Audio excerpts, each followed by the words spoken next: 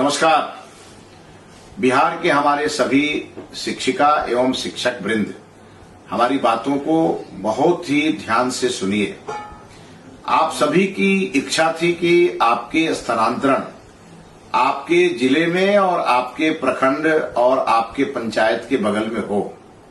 इसके लिए माननीय मुख्यमंत्री जी और मैंने बैठ करके एक हम लोगों ने बिहार में स्थानांतरण नियमावली बनाई और अब दिनांक 29 जुलाई 2026 से 5 अगस्त 2026 के बीच सभी प्रकार के शिक्षकों के ट्रांसफर हेतु आवेदन लिए जाएंगे और वो आवेदन ई शिक्षा पोर्टल पर लिए जाएंगे। आप सभी को मालूम है कि ई शिक्षा पोर्टल चूंकि उस पे आप जुड़े हैं और उसी के माध्यम से आप अपना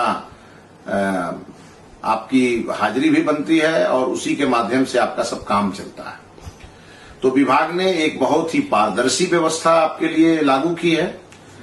तो भूलिएगा नहीं, जिनको भी ऐच्छिक ट्रांसफर की आवश्यकता हो वो कल यानी 29 जुलाई 2026 से 5 अगस्त 2026 के बीच पोर्टल खुले रहेंगे और आप अपना आवेदन करिए। और आपको न किसी को फोन करने की जरूरत है, न पैनिक होने की जरूरत है।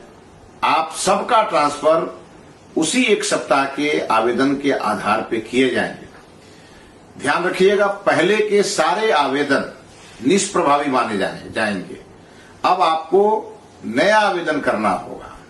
और साथ ही साथ कई लोगों को इस बात को लेकर कन्फ्यूजन है कि टीआरई 3 वाले शिक्षकों को मौका नहीं मिलेगा। वो कन्फ्यूजन दूर कर लें, उसके लिए हमने संशोधन किए हैं और हमने जिनकी भी अभी अवधि पूरी नहीं हुई थी उनके लिए भी हमने ट्रांसफर के रास्ते खोल दिए हैं। साथ ही साथ जो हमारे मॉडल स्कूल के शिक्षक हैं वो भी परेशान हैं, उन्हें भी परेशान होने की जरूरत नहीं, आपके लिए भी प्रावधान किए गए हैं। इसके अलावे जो हमारे लाइब्रेरियन हैं उनके लिए भी अलग से प्रावधान किए जा रहे हैं।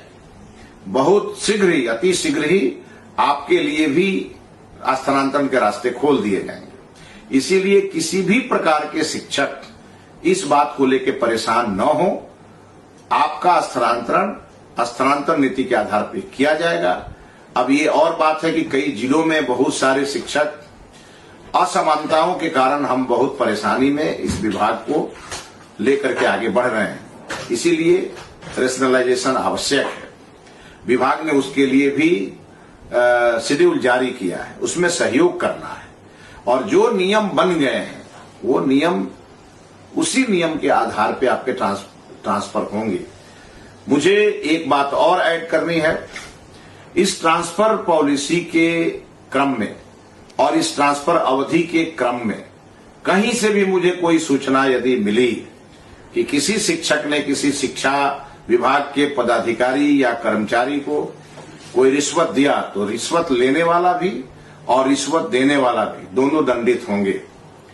एक बात ध्यान रखिएगा, पूरी पारदर्शिता के साथ हमने अपने सभी शिक्षकों की ट्रांसफर को लेकर के जो सुझाव थे उसे माना है।